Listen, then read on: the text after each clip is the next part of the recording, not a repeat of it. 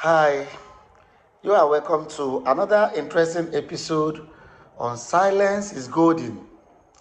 This is episode 50, and today I want to look into some real stories that show the power of silence.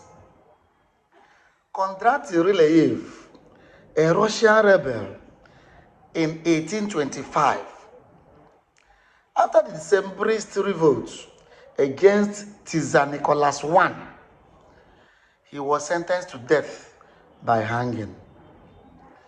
When they tried to hang him, the rope broke. Back then, a rope breaking during execution was seen as a divine sign or a miracle. By custom, the person was usually pardoned. Ryleyev thought that he was free. Instead of staying quiet and being grateful, he mocked the government to the crowd, saying, "See, nothing works properly in Russia, not even making ropes." A messenger then went and told Tsar Nicholas what Ryleyev said. Nicholas was already writing the pardon when he got the message. He then stopped and said, "Oh, he said that? Let's prove him wrong." The next day, they fixed the rope and hanged Ryleyev. This time, the rope didn't break. Another story of Louis XIV versus the talkative courtier.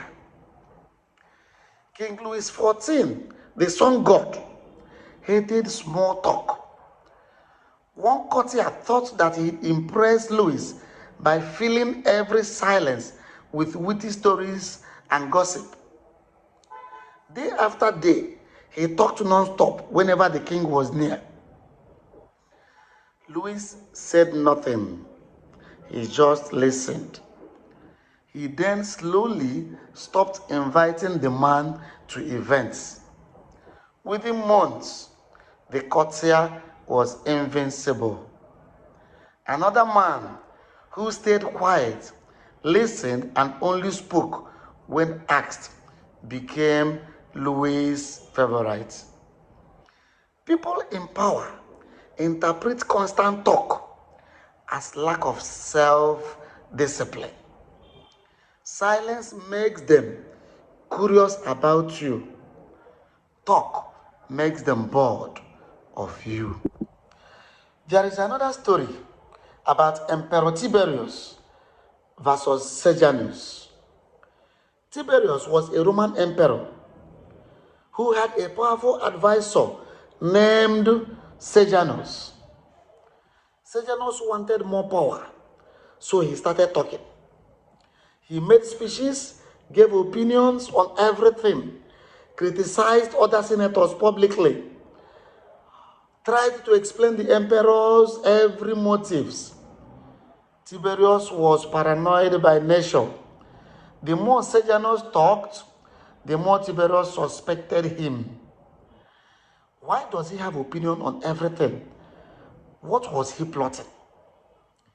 Eventually, Tiberius had him arrested and executed. The senators who survived were the quiet ones.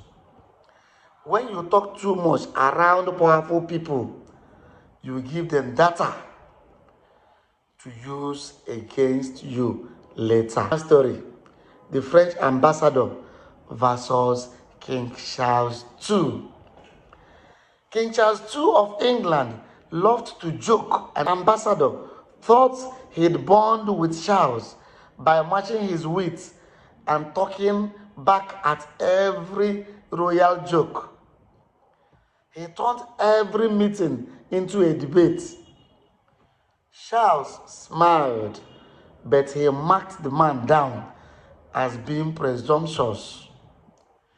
In diplomacy, the ambassador's job was to listen, report, and only speak when instructed. By talking too much, he looked like he had no discipline. The result, France lost influence with England.